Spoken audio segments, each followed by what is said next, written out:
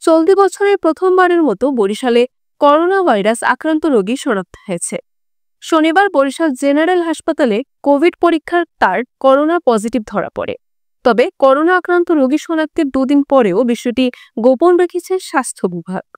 এমনকি আক্রান্ত রোগীর পূর্ণাঙ্গ নাম, পরিচয় বা ঠিকানা কিছুই জানাতে পারেনি স্বাস্থ্য বিভাগের কর্মকর্তারা।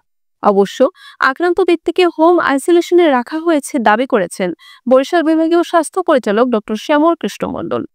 বরিশাল জেনারেল হাসপাতালের তত্ত্বাবধায়ক ডক্টর মলয় কৃষ্ণ বড়াল জানান, গত শনিবার তাদের হাসপাতালে তুষার নামের একজন ব্যক্তি কোভিড-19 পরীক্ষার জন্য আসেন। রিপোর্টে তার করোনা পজিটিভ ধরা পড়ে। তাকে হাসপাতালে ভর্তি হওয়ার পরামর্শ দেওয়া হলেও তিনি কাউকে কিছু না জানিয়ে পরীক্ষার রিপোর্ট নিয়ে চলে যায়। যে কারণে রোগীর নাম ছাড়া তার পরিচয় বা কোথায় বাসা কিছুই আমরা পাইনি। তিনি বলেন, আমাদের সরকারি ল্যাবে পরীক্ষার ক্ষেত্রে পূর্ণাঙ্গ নাম, পরিচয় রাখা হয় না, শুধুমাত্র নাম এবং বয়স রাখা হয়। সে হিসেবে ওই রোগীর বয়স 25 থেকে 30 বছরের মধ্যে। তাছাড়া তুষার নামের ওই রোগী করোনার তেমন কোনো উপসর্গ ছিল না। এমনকি তিনি মারাত্মকভাবে অসুস্থও ছিল না, শুধু গায়ে হালকা জ্বর ছিল। এর বেশি কিছু জানা যায়নি তুষারের সম্পর্কে।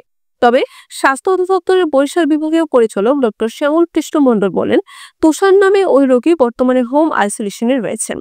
তবে তার ঠিকানা বা পূর্ণাঙ্গ কোনো পরিচয় জানাতে পারেননি তিনি। বলেন, ওই রোগীর বাড়ি বরিশাল জেলার মধ্যেই।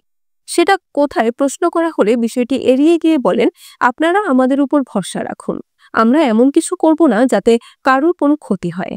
আমরা চেষ্টা করছি রোগটাকে নিয়ন্ত্রণ করতে। বরিশাল.নিউজ।